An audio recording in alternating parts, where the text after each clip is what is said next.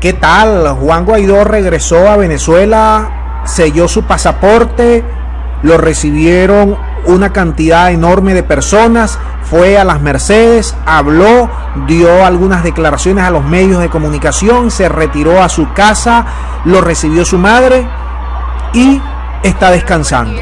Dijo que habrá una movilización el día sábado 9 de marzo. Ese es el contexto de Juan Guaidó. Ahora, ¿por qué se había generado tantas expectativas? Número uno, porque en días anteriores el presidente Maduro dijo que Guaidó, si regresaba al país, debía enfrentar la justicia. Número dos, hay una averiguación pendiente en el Ministerio Público que todavía no ha finalizado, está abierta de manera preliminar, recabando información. Quiere decir que Guaidó tenía una cautelar para no salir del país. Ahora bien, dicho esto, amigos míos, ¿por qué Guaidó ingresa al país? ¿Por qué la justicia no lo enfrenta? Hay muchos chavistas que están molestos con el presidente Maduro, como que él representara a la justicia, pero sabiendo que este es un país presidencialista, lo es en efecto. No de forma, pero sí de fondo. Entonces le han reclamado de que Guaidó haya regresado y se le haya reído en su cara. Guaidó vino acompañado de una serie de embajadores del Grupo de Lima y otros europeos. Pero aquí lo legal, ahora quiero hablarte de lo legal. ¿Qué es, por qué, en qué se está basando el gobierno desde el punto de vista legal para no enfrentar a la justicia a Juan Guaidó? En efecto, tenemos que decir, número uno, Guaidó no tiene una orden de aprehensión en su contra. Eso es muy claro. Número dos, la violación de la prohibición, la medida cautelar que le prohibía salir del país, efectivamente Guaidó la violó. Como tal, deberá ser dictaminada una averiguación del Ministerio Público. Debe seguir el Ministerio Público averiguando sobre esta violación de la cautelar. Número 3. Guaidó podría ser aprehendido en flagrancia al momento de salir del país o al tener una orden judicial al regreso. Él no pesa sobre Guaidó una orden judicial. Número 4. Guaidó cuenta con inmunidad parlamentaria porque el gobierno del presidente Maduro no ha desconocido a la Asamblea Nacional. Está en desacato, sí, pero coexiste con la Asamblea Nacional Constituyente. Como tal, es reconocido la inmunidad parlamentaria que tiene el presidente de la Asamblea Nacional, que en efecto es Juan Guaidó. Ahora bien,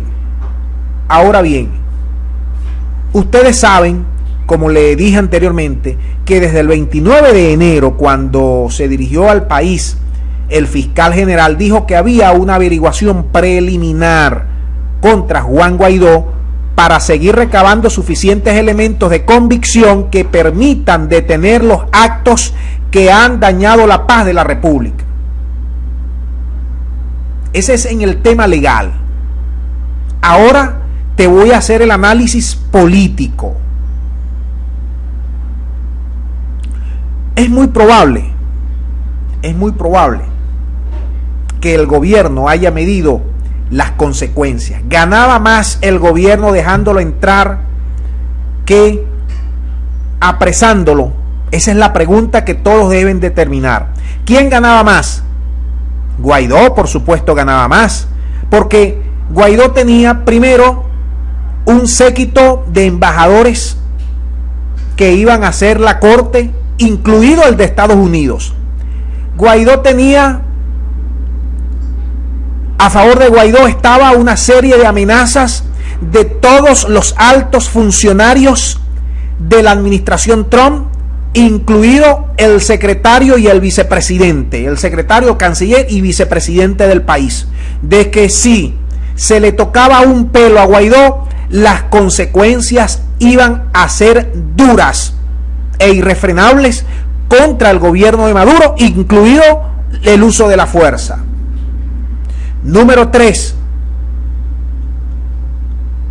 ¿Era una concha de mango contra Maduro? ¿Era una provocación contra Maduro?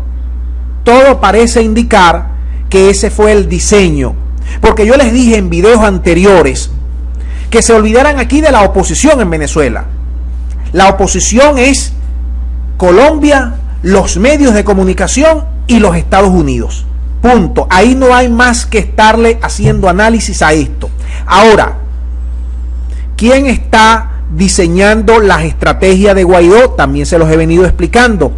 Estados Unidos, y para ello designó a Kimberly Breyer, que es la encargada de asuntos exteriores para América Latina y la sombra de Guaidó. Su estrategia, su consultora, su coaching, su jefa, la persona que lo dirige. Entonces le lanzaron este globo a Maduro a ver si él pinchaba. El gobierno no cayó allí, pese a las declaraciones, repetimos, del gobierno. Anteriormente Maduro dijo que debía enfrentar la justicia. Cabello había dicho en tono irónico que lo iba a recibir García Carneiro allá en La Guaira con un comité de recepción. El gobierno ya tenía también preparado su estrategia. Seguimos. Los chavistas en redes sociales están muy molestos. La mayoría. Otros han entendido la estrategia del gobierno de dejar pasar a Guaidó. Están diciendo que Maduro no tiene cojones, que Maduro es un cobarde, que dejó pasar a Guaidó, que no lo metió preso, que Guaidó es un héroe.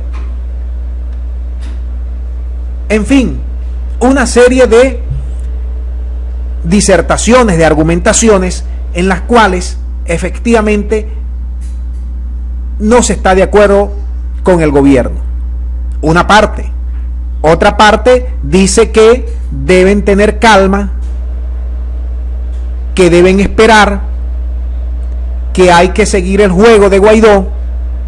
Y fíjense lo siguiente, van a utilizar, yo se los advertía hace tiempo atrás, cuando le decía que el gobierno, una vez regresara a Guaidó, lo iba a dejar entrar, porque el gobierno le ha dado resultados, una vieja estrategia que utilizó Chávez con miras al levantamiento de muchos militares y que se fueron a la Plaza Altamira, que duró casi 3 meses ese levantamiento, y ante la rabia contenida de muchas personas seguidoras del gobierno, en su oportunidad le preguntaron al presidente por qué no los metía preso, a lo que él respondió: déjalos que se cocinen en su propia salsa. Esto podríamos parafrasearlo o podríamos extrapolarlo al caso Guaidó, dejarlo que se cocinara en su propia salsa. Es probable que esa sea esta estrategia. Además, al gobierno le ha venido dando resultados positivos el hecho de mantenerse en la contraofensiva. En algunos espacios, en algunos momentos del juego de ajedrez político ha pasado a la ofensiva, pero en muy contadas ocasiones. Casi siempre ha atacado luego de recibir el envión por parte de los opositores. Y esto lo digo a raíz de que ha visto cómo han venido goteando. Hoy Guaidó dijo que eran 700 los militares. El Ministerio de Defensa, Padrino López, dijo que eran un poco más de 100. Cabello ha dicho que son como 120. Colombia dice que son 460. Los Estados Unidos dicen que son 560 en la voz de Marco Rubio. Y ahora Guaidó extiende a 700. Como ustedes ven, son cifras muy similares a las que en un momento determinado se hizo con lo de la migración, que unos decían que 2 millones, otro 1 millón, el otro 3 millones, el otro 4 millones, el otro 5 millones, el gobierno decía que eran algo así como 700.000, 800.000, y bueno, por ahí cada quien dieron sus cifras sin comprobar y sin mostrar la metodología utilizada. En este caso habría que ver el listado, y no hay ningún listado como tal, pero bueno, poniendo una cifra de 500 militares, el gobierno también con esta estrategia está depurando muchos departamentos y muchos ministros o ministerios, y sobre todo sus funcionarios consulares, que varios de ellos han salido a respaldar a Guaidó, algunos más de 500 militares, algunos policías bolivarianos, algunos funcionarios de bajo rango, de alto rango, en fin. Eso también le ha venido sirviendo al gobierno, lo está utilizando, amigos, de estrategia. Ahora, ¿cuál va a ser la hoja de ruta de Juan Guaidó? Yo les dije que en principio ellos van a jugar al policía bueno y al policía malo. Al policía bueno, las elecciones, buscar una coalición internacional para forzar a Maduro a tratar de presentar unas elecciones o que haya otras elecciones en Venezuela.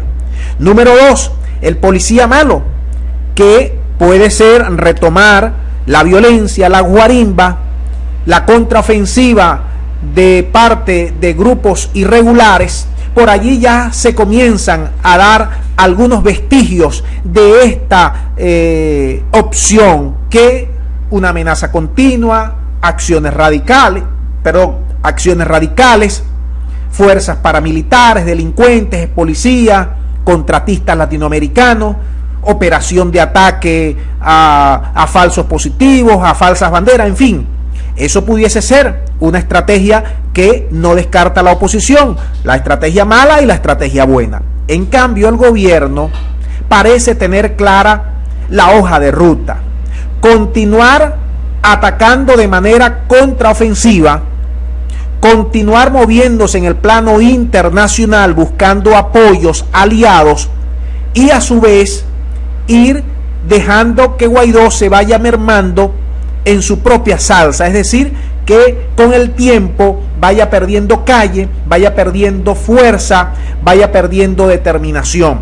Yo no creo que esto vaya a suceder en el corto plazo, sobre todo porque estamos en un año electoral, preelectoral en los Estados Unidos, y el caso Venezuela es un caso muy suculento para conquistar uno de los bastiones más importantes y de mayores cantidades de delegados, en el caso de la Florida, donde tiene el mayor número de latinos allá en Estados Unidos. Entonces, en líneas generales, Guaidó jugó su carta. Vamos a ver cuál va a ser las fichas que va a mover el gobierno para tratar de ir desenlazando todo este problema que se le ha presentado. Yo por ahora creo que efectivamente la hoja de ruta de la oposición parece ser esto que les acabamos de decir, lo del tema electoral y lo del tema de retomar algunas acciones